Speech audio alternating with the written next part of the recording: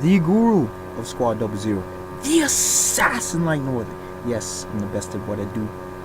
One of the most notorious of the YouTube anime and manga community is here to bring you a video that's been a long time coming. I'm not even fronting, but I think it's now more imperative than ever that people recognize what it is and what it ain't that characters bring to the table. Because we're seeing an even growing significance of this type of character, specifically amongst protagonists. Now, what might that character be? You see it already. It's the art's anti-heroes. We talking about anti-heroes, ladies and gentlemen. What traits do these characters manifest? What type of traits do they consist of? Excuse me. Okay, I want to make it clear to the people. Now, without long intro, let's get right into this subject matter. Let's begin with the first trait. An anti-hero will have, the character has, great psychological and philosophical complexity. May I repeat, the character has great psychological and philosophical complexity. This is clearly abundant to any anti-hero. If the character does not have, and look, there's different levels to this, right? A good one will have between 4 to 7 of these qualities. Great one, well, actually, I say a good one will have 4 to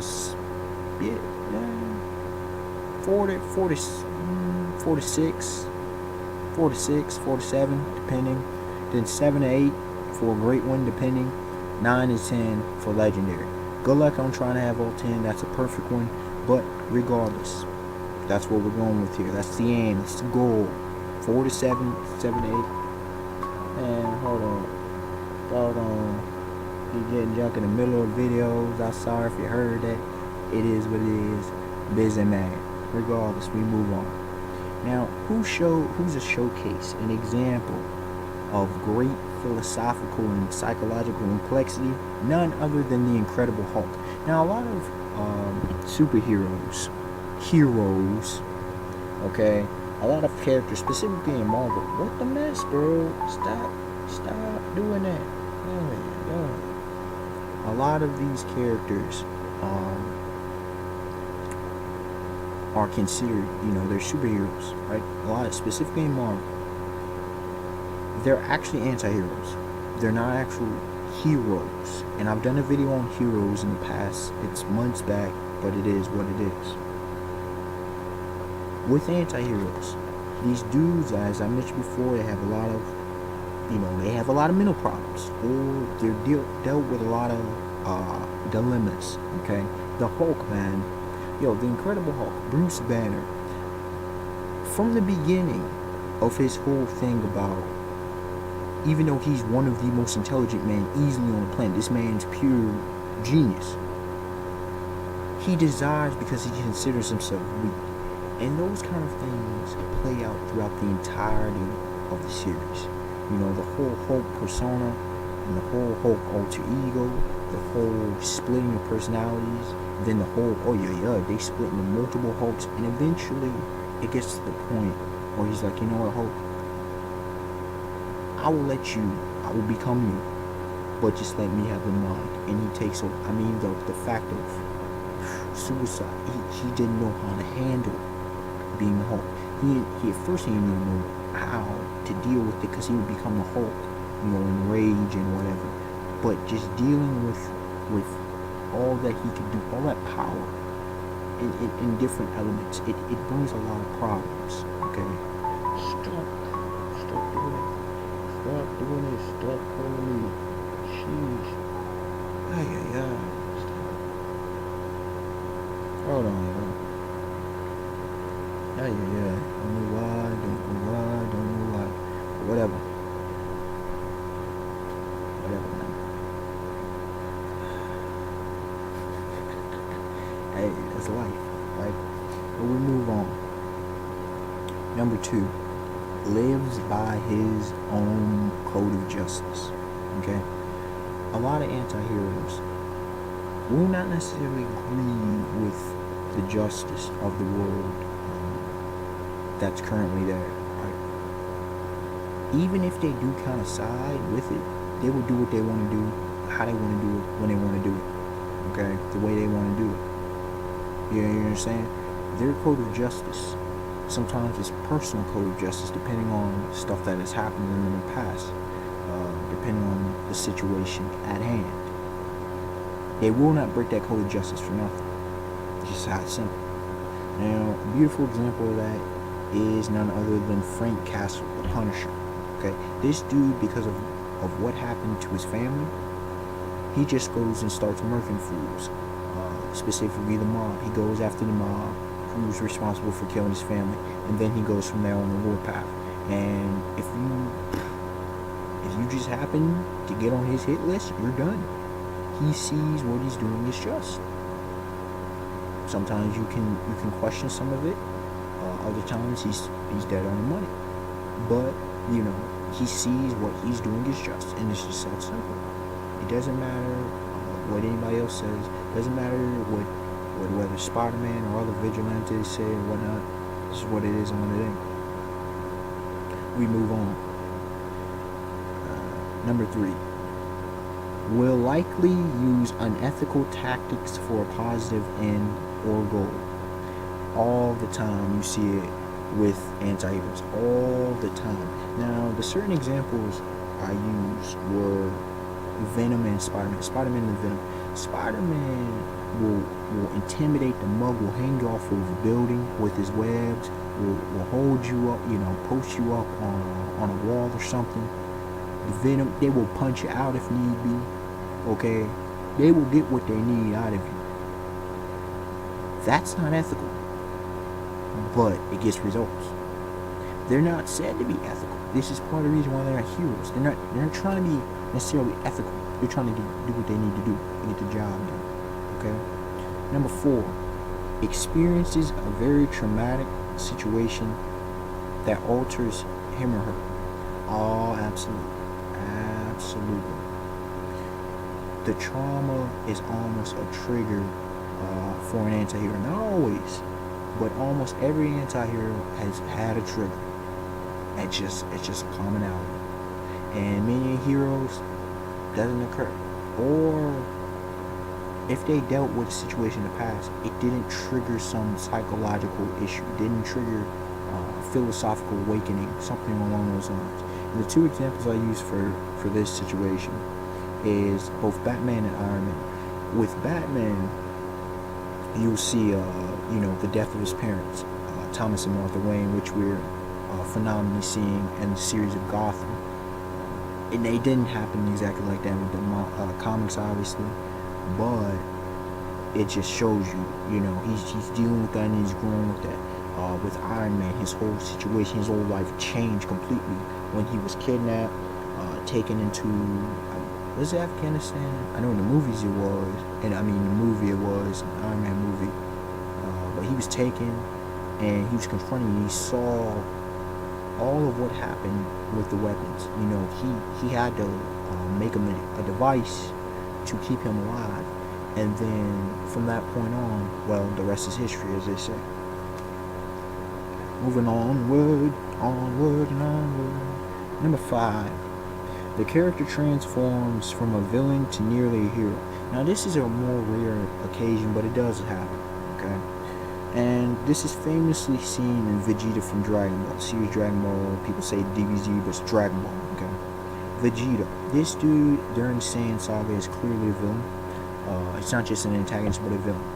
This character, shoot, he didn't even give a damn about Nappa. He just murks Nappa, okay? He was gonna blow up the planet if need be, and just hightail it out of there. He was ready to exterminate. You can't blame. We find out later why we can't blame him for being what it was. But even as a Saiyan, he was doing too much. He was overboard. But the series goes on, beginning in the Namek Saga, we begin to see characterization and character development from Vegeta. He becomes an anti-villain, which I will address. That'll be the last of these 4. I did originally villains, then heroes, now anti-heroes, and eventually I will do anti-villains. Hopefully sometime later this week, that video. But he becomes an anti-villain sometime during the Namek saga. I won't go through the whole analysis. And he lasts as an anti-villain up through, let's see, the Android saga, and then you have the Cell saga, all the way to pretty much the Boo saga. During the Boo saga, it wasn't until Majin and Vegeta that he actually becomes an anti-hero. Okay? It's just pure and simple. You can see that. With the whole, he sacrificed himself. It wasn't up until I think when he admitted that he was power-wise, to say the least, inferior to Kakarot, Son Goku.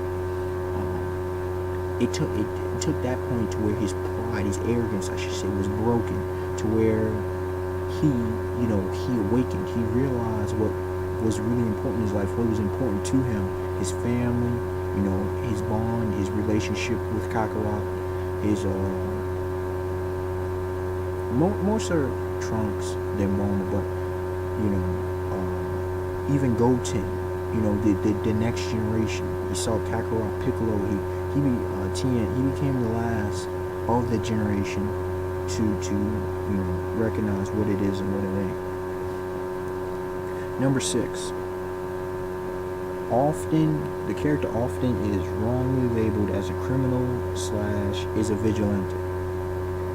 That's so many. And this example I use is Robin Hood, arguably the all-time greatest. I don't consider, because I consider Batman, but he's arguably the second greatest anti-hero of all time. Probably best well-known literarily and otherwise. Robin the Hood. Need I say more? This dude is the epitome of the vigilante. Steals from the rich, robs the rich, gives to the poor, he gives back. In the time to where the sheriff of Nottingham and many of the King Richard was away. I'm trying to remember. But anyway, they were stealing from the people and heavy taxation. They were doing all these immoral things. And Robin Hood and, of course, his band of merry men were fighting that junk. Okay? He was labeled criminal, but he was doing good things. You understand what I'm saying? Number 7. Is an unlikely leader. It's funny how anti-heroes often put in leadership or become leaders. Number 1, because they're realistic. Number 2, because they get results. Number 3, because they handle all sorts of different types of personalities. Number 4, because they usually, push themselves to what needs to be. And the example I use for is Wolverine, aka Logan, aka James Howard. Wolverine becomes one of the most prominent members as time goes on of the X-Men. A lot of times he's the leader, a lot of times he's the core of the X-Men. After Charles Xavier, Professor X's death, when Scott Summers, Cyclops goes out of the way, Jean Grey, she gets out of there, Wolverine, ever since his pretty much introduction, he's been a constant entity with the X-Men. Almost every incarnation of the X-Men, either he's in or he has ties to. This dude, the unlikely leader, becomes one of the, arguably the greatest leader of the entire series, of the entire team. You understand what I'm saying? For reasons which I gave. Number 8. Questionable reasons for helping the hero or protagonist. Oh, absolutely. Unless the anti-hero like Pirate Hunter Roll Zero from One Piece has a clear bond with the protagonist, Straw Hat Monkey D. Luffy, you just don't know. Okay? In this case, I put Hisoka. Now, right now, I have Hisoka as an anti-hero, not an Hisoka's interesting because we don't even fully know what his aim, what his goal. We know he wants to fight Gon, but he's helped Gon significantly several times. Gon and Killua. So he's helped other characters, even though he's willing to murder and stuff. Hisoka right now has to be put at anti-hero status as to where the point in the series in which we're at. Okay, maybe it turns out he's an anti-villain, but right as of now, we gotta put him because again, it's a bunch of questions. We don't know the full depth, the mystery has not yet been unveiled surrounding Hisoka. Number 9, as we wind this video up, is most likely a badass. Look, sometimes things are better left said easily. And this one I use Jonah Hex. Now, not a lot of people know who Jonah Hex is. From the DC, this is an old time superhero. Okay, it's from the Wild Wild West. Okay, this dude's a gunslinger, and this dude's just simply badass. I mean, there's nothing really. I mean, just from his whole face, you know, his whole persona, his whole demeanor, the vibe he gives off, what he does, it's just badass, pure and simple. Number 10, last but certainly not least, is not limited by an unrealistic ideology. That's what I talked about earlier. That's why part of the reason they make great leaders. And he's a great leader too. But the example I use, Jax Teller from Sons of Anarchy, the protagonist from Sons of Anarchy. Jax Teller knows what time it is. He does what needs to be done. He understands the world, and he grows into understanding the world. Unlike his father, John Teller, who didn't understand what the hell really he had gotten in the world he was in. Jax realizes it fully, and from every situation that happens, he builds and he bounces back and he becomes hardcore. He does what needs to be done, however it needs to be done, for whatever reason it needs to be done. He makes the plays, he does the deals, whether he likes it at the time, and then when the things come to it, he lays down the hammer. You meet the Reaper, Mr. Mayhem, for you SOA fans. But anyways, these are character traits of anti-heroes, and like I said, a good anti-hero will embody 47 of these. A great one will embody 7 to 8 of these. A legendary one will embody 9 to 10 of these. Okay, it'll be hard pressed to find one that embodies all of them, but hopefully your anti-hero embodies them. And if it doesn't, either it's bad, or most likely, if it's less than 4, it's not gonna be an anti-hero. The person's not an anti-hero. Okay, and you can have other characters have some of these traits, obviously.